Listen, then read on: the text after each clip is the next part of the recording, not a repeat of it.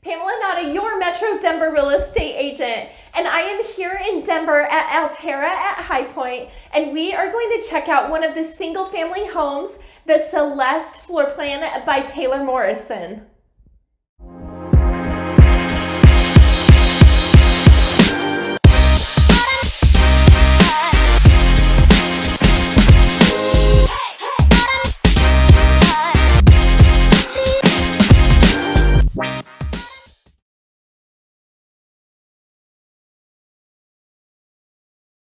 We are here at the Celeste Floorplan in the Horizon Collection by Taylor Morrison.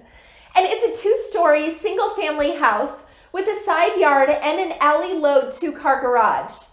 And the Celeste has 4 exterior elevation options: traditional, craftsman, European, and mountain, and the model home is the craftsman.